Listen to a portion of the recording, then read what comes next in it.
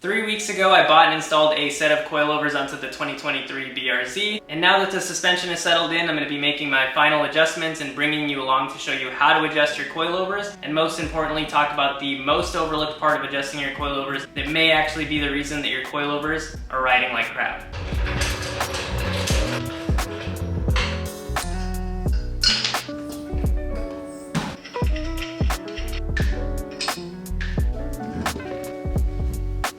Now that the car's up in the air and the wheel's off, let's move over to the coilover itself. So looking at the coilover, typically it will look like this. You will have 3 different rings. The top ring is what you use to adjust the preload. Normally this is not recommended to adjust, being that it is set up from the manufacturer. However, if it is not set up from the manufacturer, then you will want to go ahead and adjust that, which is what I'm going to be doing today. I have run into some issues with clunking noises when I go over bumps, and also when I go over imperfections in the road. Moving on to the middle ring, this one is just a lock for the preload ring, and the bottom one is going to be the lock for the sleeve, which you're going to have to loosen if you want to adjust the ride height of the coilover. First, I'm going to show you how to adjust the preload on the coilover. If your coilovers are already preloaded, go ahead and skip that step, and you can follow the next step where I show you how to adjust the ride height. To adjust the preload, you're first going to want to lower the middle ring, which is the lock for the preload ring. Once you've lowered the middle ring, you can go ahead and lower the preload ring until the spring is loose.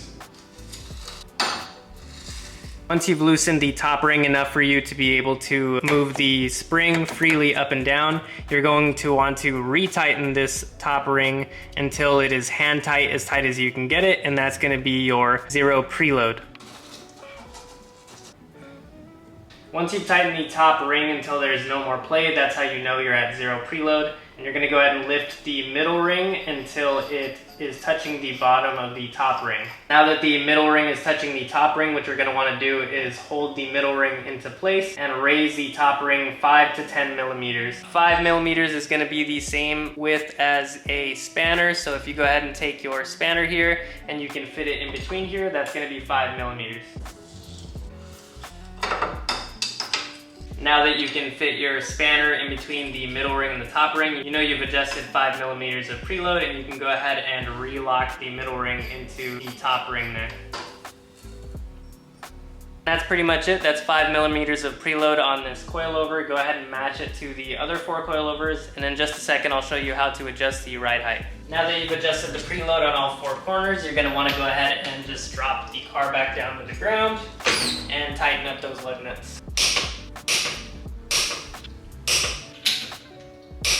Now that the car is back on the ground, you're going to want to take a measurement from the bottom of the fender to the top of the wheel, and that'll give you your base height for where your car currently sits. I like to notate it on a piece of paper so I don't forget what the ride height was, and that'll let you know how much you need to either increase or decrease the ride height for each corner. Now that you've written down the current ride height for each corner, you're going to choose what you want your permanent ride height to be. Personally, I like the ride height of the front left corner here, so that is what I'm going to match all corners to. The front left I have measuring 84.43 millimeters, and the front right is 90.44 millimeters. So to match that side, I'm going to have to lower the front right by 6 millimeters. The back left I will have to raise 2 millimeters, and the back right I'm going to leave alone because for me that's close enough to the height of the front left. Moving back over to the coilover, now that we've established how much we want to either raise or lower the car, you're going to want to take a measurement from the middle ring to the bottom locking ring, and that measurement is what you're going to want to either raise or lower. So I know that I wanted to drop this side by 4 millimeters, and right now it's reading a 8 millimeter gap, which means I'm going to lower that 8 millimeter gap into a 4 millimeter gap. In order to adjust the coilovers, you're first going to undo the locking ring at the bottom here, and then if you want to raise the coilover, you're going to turn the middle collar counterclockwise, and if you want to lower the car, you're going to turn the top collar clockwise. Once you're done making your adjustments to all 4 corners, you're ready to throw the wheels back on and make sure that you go get an alignment. If this video helped you out at all, let me know in the comments, and please do like and subscribe.